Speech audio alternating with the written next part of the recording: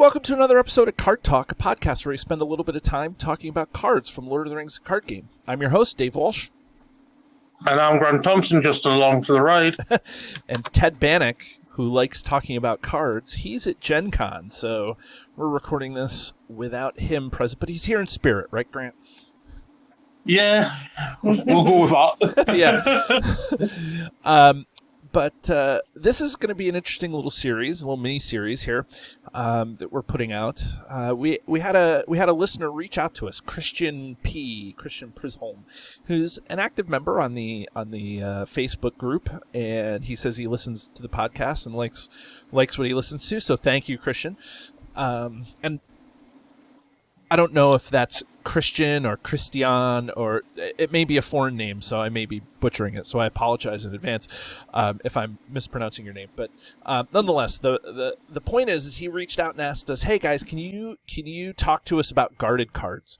And so that's where this episode is going. And then I think there was 7 guarded cards plus the King's Return, then Bilbo, and then even Reforged kind of fits into that guarded card thing a little bit. But so we're gonna spend the next few shows talking about guarded cards. Which guarded card are we going to talk about now, Grant? We are talking about the zero-cost attachment from Mount Gundabad, Sting, which is a guarded enemy, so it has to be attached to an enemy. Guarded by an enemy, I should say. And then it's attached to a Hobbit hero, and it is restricted. Attached Hobbit hero gets +1 willpower, attack, and defense. And then after a hero is declared as an attacker or defender against an enemy, deal 1 damage to that enemy. Well, what do you think? I like Sting. I generally forget about the response of being an attacker, but I always generally remember its defensive properties.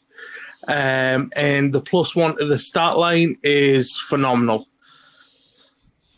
Yeah, I mean, the limitation that it goes on a Hobbit character, I get. A Hobbit hero. Or a Hobbit hero. I mean, I get that's the thematic thing, which is kind of a bummer. But nonetheless, I like that it goes on Hobbit heroes, and it's like hobbits need stuff to kind of buff up their stats, and I feel like hobbits always get those things that help their stats out, or at least help their stats out the best. Obviously that's a general statement. There's specific cards that help out other archetypes, but I feel like a lot of the cards that really help out an archetype fall into the Hobbit archetype, and this is no exception. The fact that it's an artifact is really nice if you're playing the Ring of Barahir. It's an item, so that means that you can maybe do stuff with the Dale archetype and trade items around and do stuff like that. Although I haven't seen anything like that. And then it's a weapon, that allows you to trigger Foe Hammer and Goblin Cleaver and those cards. And that response, you don't need to exhaust it. So that means that if you have a card that you need to exhaust a weapon for, you can still do that. So, and that at 0 cost, all you need is a resource match to play it is good. It's Bilbo's famed sword, so Bilbo, Tactics Bilbo is used to bring this guy out. There's 2 other Tactics Hobbit heroes. There's Merry and Tom. Not that you need a Tactics Hobbit hero to play this on, but I have actually found that this particular card works really well on Tom Cotton. Tom Cotton has naturally 3 defense, and with just bringing Sting into play, that brings his defense up to 4. Plus, when you defend with him, you can do 1 point of damage back to it. That helps the Hobbit thing work. So, yeah, I mean, the one thing that I think that it's important to have the conversation about is how do you feel about guarded cards, though? So, Grant, how do you feel about guarded cards? I'm on the fence about them. I think that they're very powerful. Some of them are very powerful and bring a lot to the game. Others, I think, don't bring as much, but can still be of value. But it all depends on when you bring them out and what's happening within the game itself. Because, for example, if yes, Sting is a zero cost attachment and you've got to pull out an enemy. So, for example, if you're going along and you're about to do questing and you put Sting out there and you reveal, for example, a Ungoliant spawn, that then drops your willpower by -1. So it is all dependent on whether or not you've got enough out so that you can cover what you're putting out there, or what could come out from that extra card. Yeah, and that extra card's coming out during the planning phase too. So, it's not even something that you can deal with in staging or something like that. Because it's an attachment, it's got to come out during the planning phase. And so you may have so I think what this does is it really creates an extra layer of decision making. Because you're going to get another card to come out into the staging area. Now, guarded with just enemy, I like better than the guarded enemy location cards, because now you know what you're getting, right? You know that you're going to get an enemy. You know you're going to have something, and you probably have an idea of what kind of enemies are in the encounter deck. So playing with this card, this particular card, Sting, I think is good. And it promotes really playing any guarded card. Really, you want to play with Bilbo. I think that makes the most amount of sense to play with Bilbo. Obviously, Bilbo was released in Mount Gundabad, so people were playing guarded cards before Mount Gundabad came out. So, that's fine. So I like that this card is guarded enemy, and I like the thematic thing. If I'm going to abstract out what guarded means, it's like, hey, here's a sword that is part of this enemy's horde of stuff that they have gotten, kind of like in the Hobbit when the trolls had their horde of stuff that the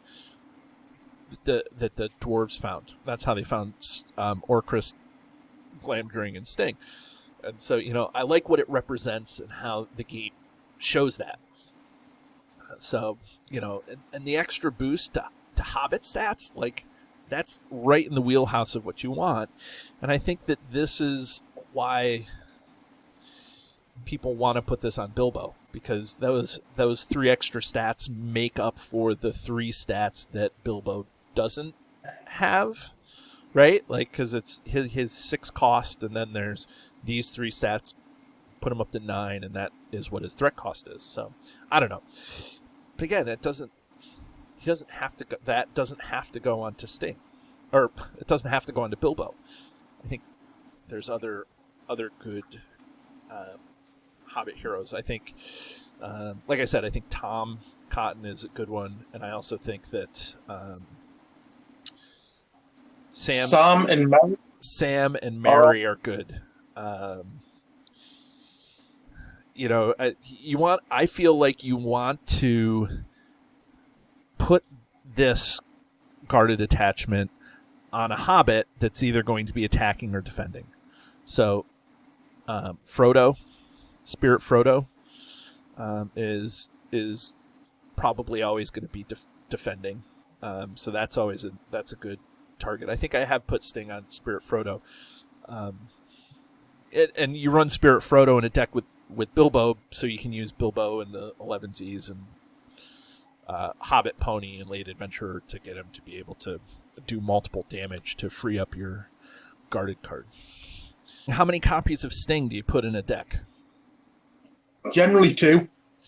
Yeah, that's what I was going to say. Like, if I'm running a standard 52 card deck, I think that 2 copies of Sting is plenty. It's unique, so you want to be able to, you don't want a whole bunch of copies of cards that you can't use in your hand. And plus, if you're running Hobbit heroes, typically you're running a whole bunch of other stuff that help boost heroes, and you're not just running this one card to help boost Hobbit heroes. And I also think Sting is a good to see early game, at least solo. If I can get Sting out, maybe not the first round, but if I can get it out in the second round, after I've kind of seen what the encounter deck is going to do to me, that's usually pretty good. I have played Journey Along the Anduin, or Journey, the one in the core set. I have played that, and I've had the second Hill Troll guarding Sting. And it was interesting because I was playing with Bilbo, and I was able to kill that second Hill Troll with Bilbo to claim Sting. So that was fun. But I typically, like, that second round is really good to see Sting, because then you can really start taking advantages of the bonuses early on. Yeah, generally speaking, if I'm running Sting, I'd like to see it in me opening hand, or a few, like you said, the second or third turn after me opening hand, just to get it out early. Yeah. I think that Go ahead.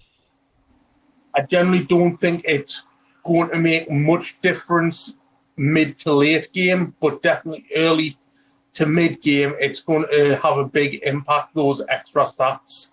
Right, and that's what I was going to say. The same thing is that, by mid-late game, you've already pulled out all the cards to help you boost your Hobbit heroes, right? You've already, like, the Dagger of Westerness is already going to be on Merry at that point, or the Hobbit Cloak is already going to be on Sam to help him defend, or whatever it is. So,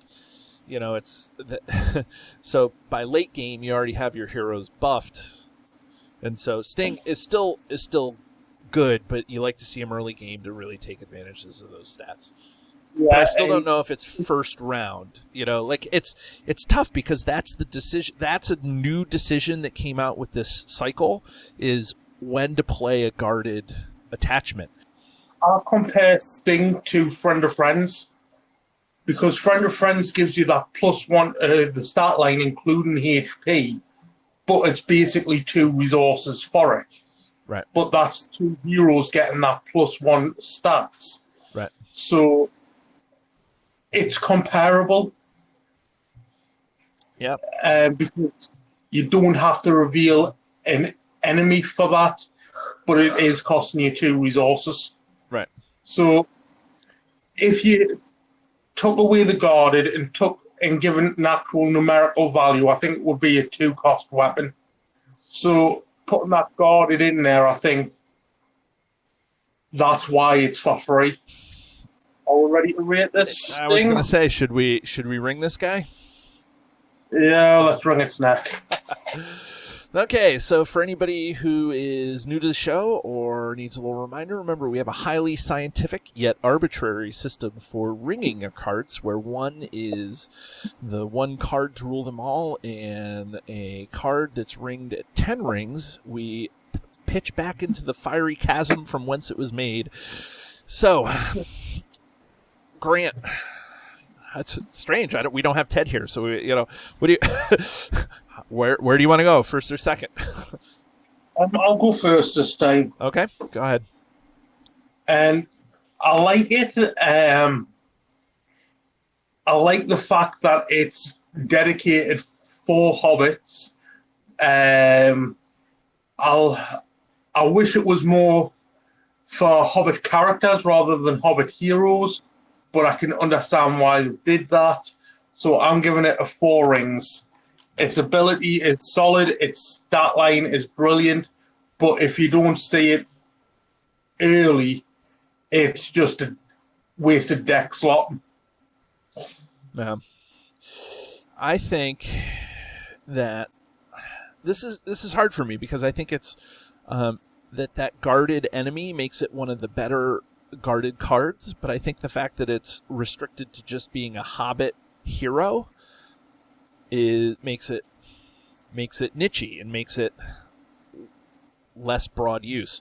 So when I think about rating cards, I think about, how often this card is going to go into a deck, how often I'm going to reach for this card to want to play it.